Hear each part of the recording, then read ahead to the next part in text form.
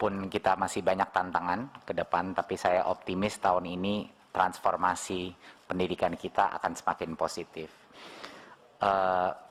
Untuk topik pertama, ini akan detailnya dibahas oleh mengenai guru honorer dan seleksi P3K akan dibahas oleh Dirjen GTK Mas Iwan, tetapi sebelum itu mungkin saya memulai sedikit sebagai intronya.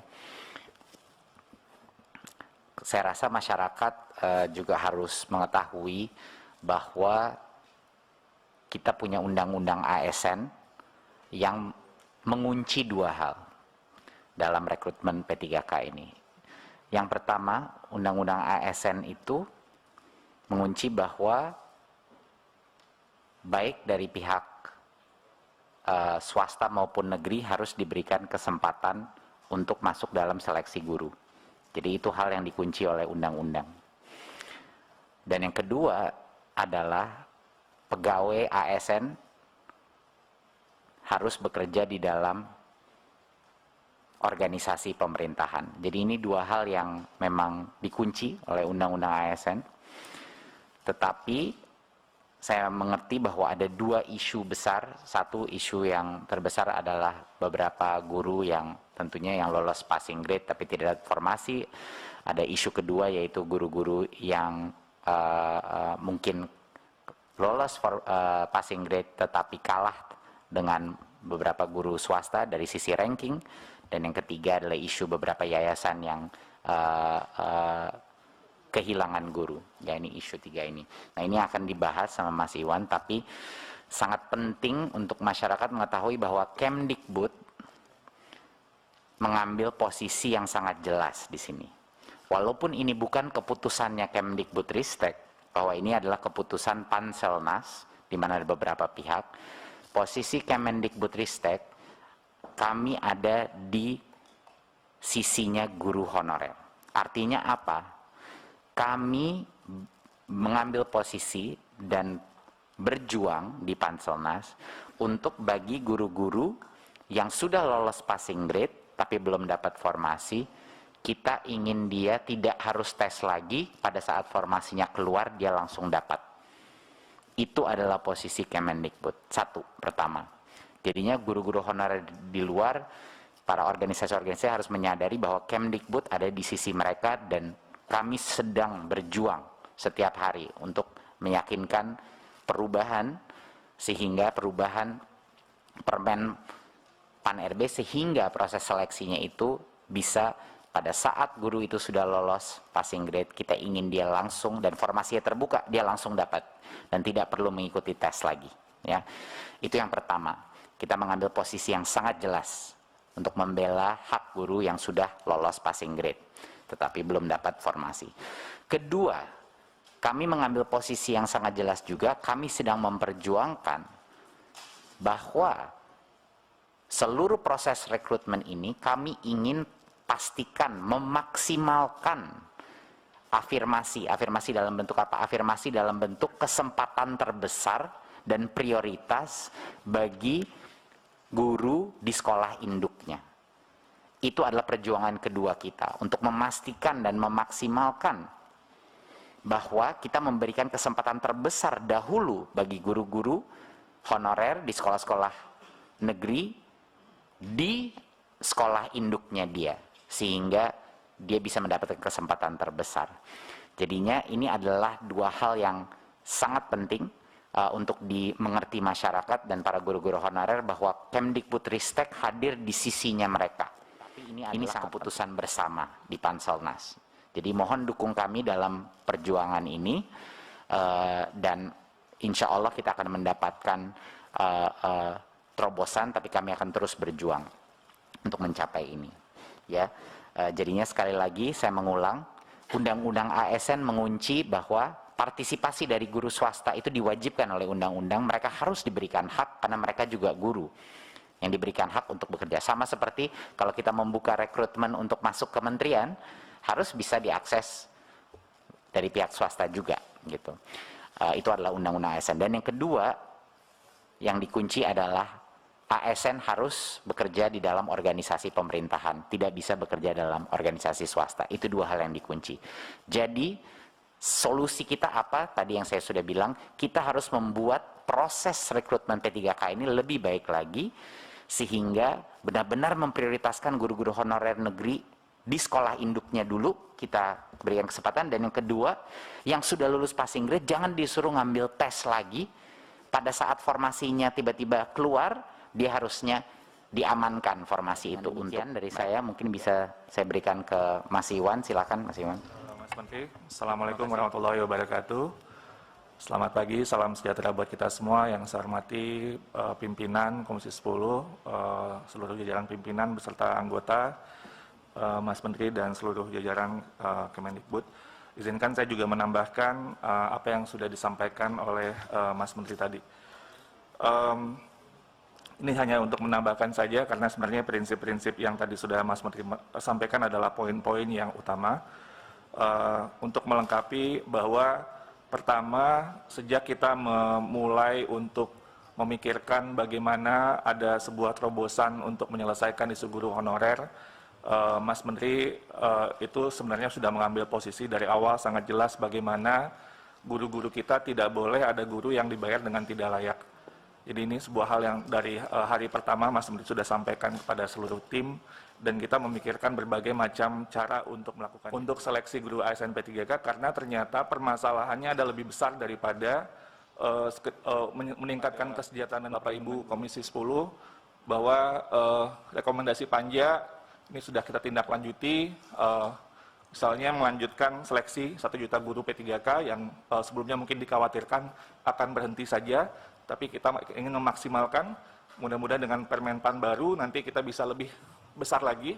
Jadi mungkin kalau masih tahap ketiga masih belum, kita terus akan melakukan seleksi sampai maksimal formasi terisi, lalu kemudian melakukan pengusulan pemenuhan kebutuhan guru 2022 berdasarkan peta data yang sudah kita sampaikan, membentuk layanan pengaduan. Ini juga sudah kami lakukan, Bapak Ibu Komisi 10, di https://guru p3k.kemdikbud.go.id dan nomor layanan pengaduan 15997. Ini luar biasa sibuknya layanan pengaduan ini, dan kita terus menambahkan anggota untuk memastikan kita bisa melayani atau tidak jauh lah harinya untuk menjawab pertanyaan-pertanyaan yang diajukan kepada kami.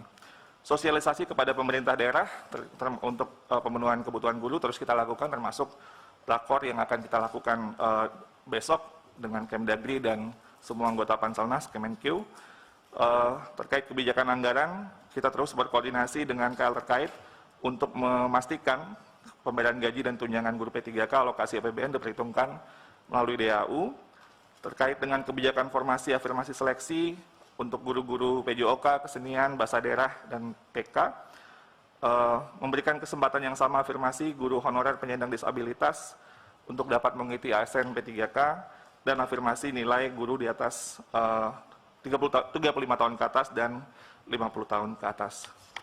Mungkin itu dulu, Mas Menteri, saya kembalikan. Assalamualaikum warahmatullahi wabarakatuh.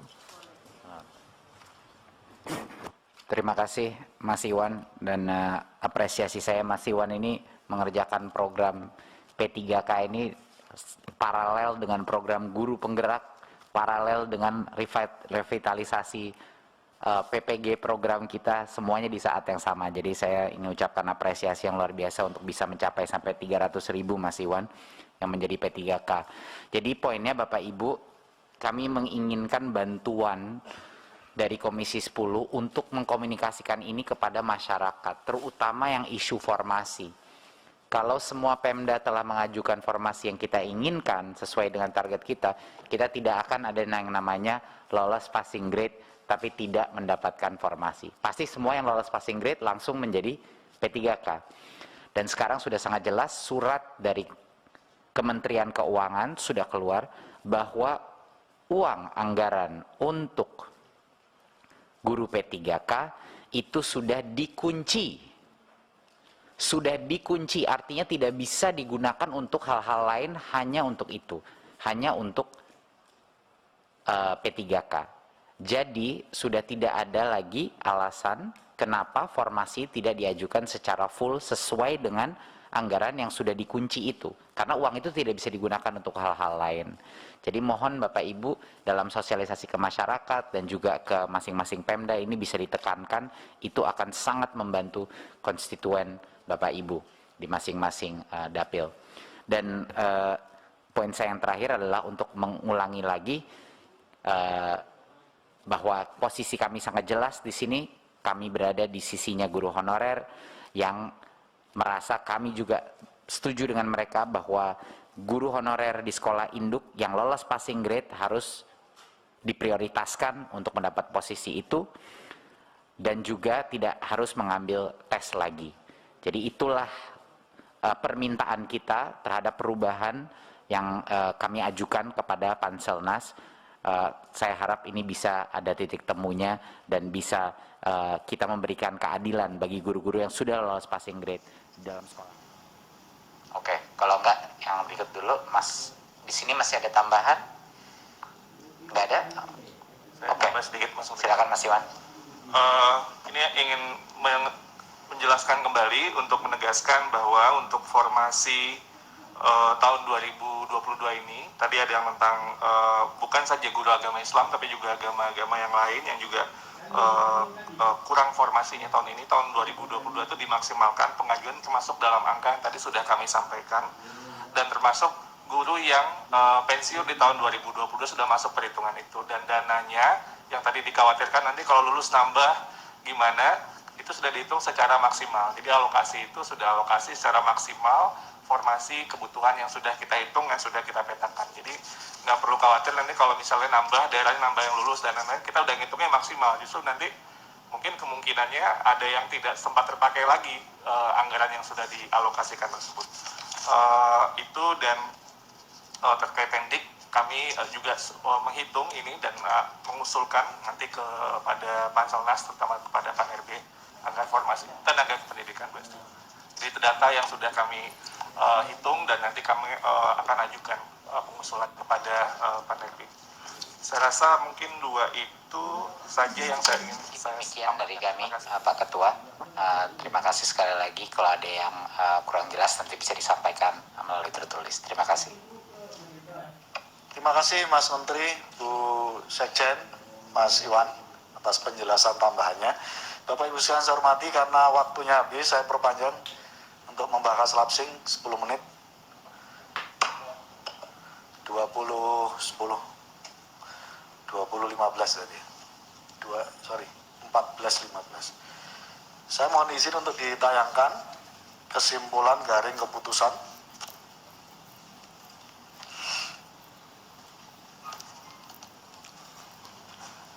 Saya ingin bacakan dulu, baru nanti kalau nanti ada masukan baru kita bahas bersama.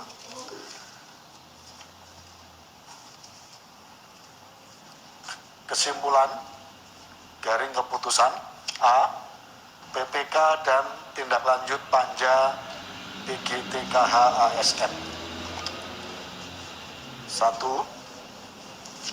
Komisi 10 DPR RI mendesak Kemendikbud RI untuk melakukan evaluasi secara menyeluruh terkait seleksi guru ASN P3K tahun 2021 dengan mempertimbangkan permasalahan yang timbul pada tahap 1 dan tahap 2 serta memasukkan dari para pemangku kepentingan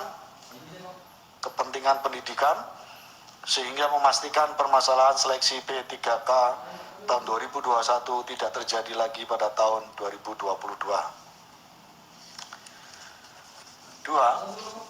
Komisi 10 DPR RI mendorong Kemendikbudristek RI mengkaji dan merumuskan terobosan hukum dalam bentuk ketentuan peraturan perundang-undangan untuk memberikan jaminan atau kepastian bahwa guru honorer swasta yang lulus seleksi P3K akan dikembalikan ke sekolah asal. 3. Komisi 10 DPR RI dan Kemendikbud RI sepakat bahwa guru yang telah lulus passing grade akan mendapatkan formasi reklamasi dan tanpa ujian kembali. Oleh karena itu, Komisi 10 DPR RI mendukung Kemendikbudristek RI untuk berkoordinasi dengan Kemenpan RB agar terbit Permenpan RB baru yang akan mengatur mengenai hal tersebut. 4. Komisi 10 DPR RI mendesak Kemendikbudristek RI untuk melakukan sosialisasi secara masif dan memastikan bahwa anggaran gaji dan tunjangan guru honorer yang lulus seleksi P3K sepenuhnya bersumber dari APBN melalui skema dana alokasi umum.